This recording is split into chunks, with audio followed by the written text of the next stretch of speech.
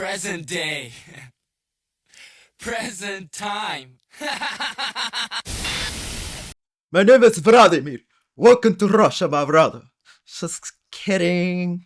No Russian man. No Russian man hijacked my channel. I just have this unhealthy obsession, and I've been looking at Russian men boys. I don't know why. I love their accent. So this week on Linux, since banning Linux users, apparently there's a minute decrease on cheaters. What?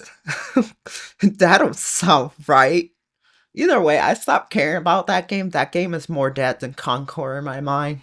So this week's on Linux, JLib actually broke some games, and then apparently two of those games is Left 4 Dead 2 and Portal 2. So Steam or Valve, whatever you want to call it, was known aware of this, and they fixed these games that are super old and actually wrote an update and fixed them. Holy crap.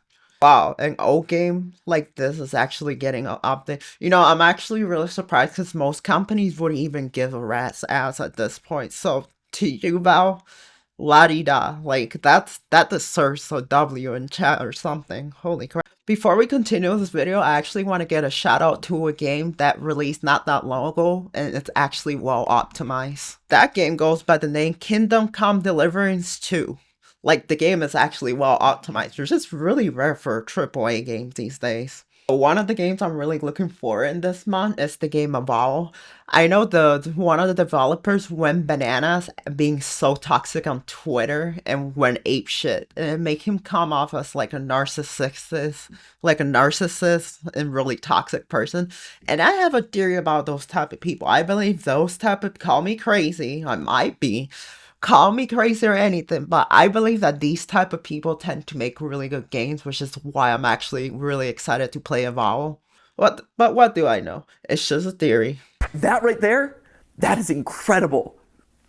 That's the note that I want to leave on. Well, I don't know if you guys remember me talking about this in one of my previous videos, but the developers for Apex Legends pretty much, they cut support with Linux because apparently there was a lot of cheaters. Yeah, they cut off support of Linux, and I still, till this day, I find that kind of funny. So these developers claim that ever since banning Linux, there's actually been meaningful reduce of cheaters. Watch how they say meaningful, but they don't really state if for cheating it's really done for, but it's really not. Go back to that, how they say it reduced meaningfully. Just think about that, because I remember a few months before that, they had a different excuse. They were saying that they didn't want to support Linux because it was such a small number. I'm just thinking over here, well, if Linux is such a small number, if you claim people are cheating on it, why take support away from Linux? If it's such a small number, wouldn't that mean there's not that many cheaters?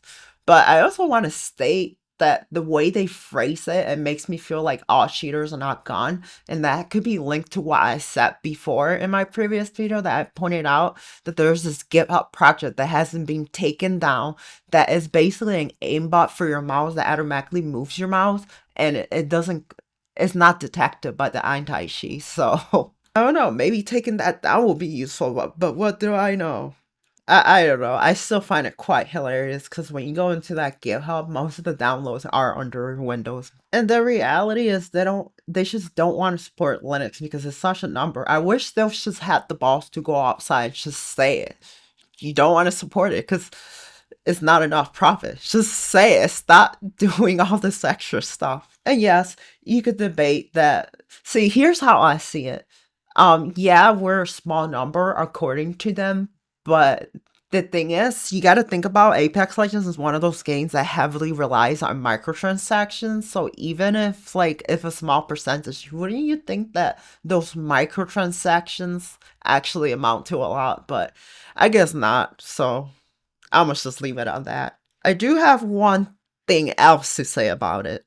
This is directed at Apex. Hey Apex, yes, I'm looking at you. I hope I still bypass your bans and your anti-cheat. So I started doing this a couple months ago, Apex, and I really want to be serious with you. I actually stopped shaving the inside parts of my cheeks, and they're really hairy and nasty. It's like, oh my god, it's so horrible. Anyway, the whole point I'm doing them is so you guys could kiss my cheeks, and I'm still gonna keep doing this. So fuck you, Apex. Come after me. Don't give a shit. Kiss my ass, or I guess get some of that shoey hair. So there's this other question that I constantly see in other videos, and people keep asking if anti-cheat is going to be included in anti-sync and in the next Proton. Um, I'm going to assume that the people asking this are either people who play on people who play on Windows, or people that are not too familiar with Windows. So most games that require anti-cheat to play on online, this it has nothing to do with what those people are asking. This already works on Linux. If not, I would say there's already a solution. Like most online games will work. It's just a selected few that have developers that go out of their way to actually ban and not allow Linux players play. But most games already, like Battle Eye and all these fancy anti-cheats, they're compatible with Linux. There's workarounds and things that Steam has worked. So you guys don't have to worry about this. This is already a solution.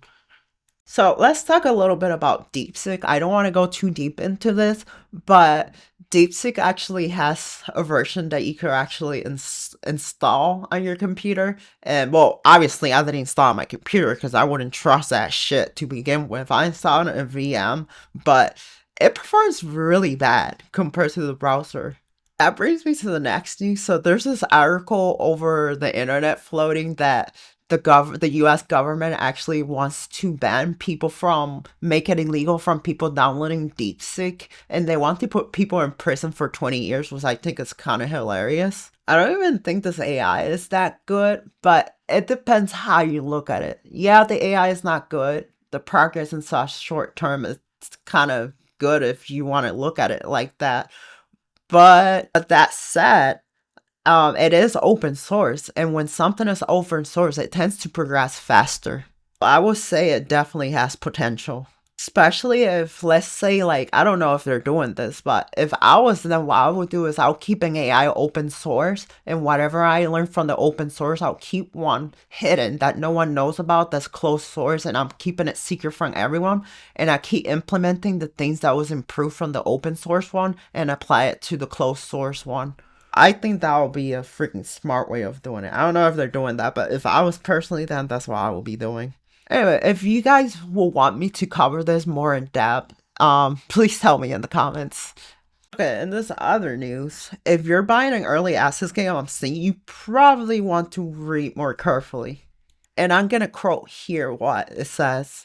The last update made by developers over 12 months ago, the timeline by developers here may no longer be up to date. So Valve has gone out of the way to actually update their policy, and I like how transparent Valve is actually being. Like, this actually makes me feel like Valve actually cares about their customers. So to me, I kind of see that as a W for Valve, to be honest. If you like the video, remember to leave a like and a comment. And as always, keep it stupid simple.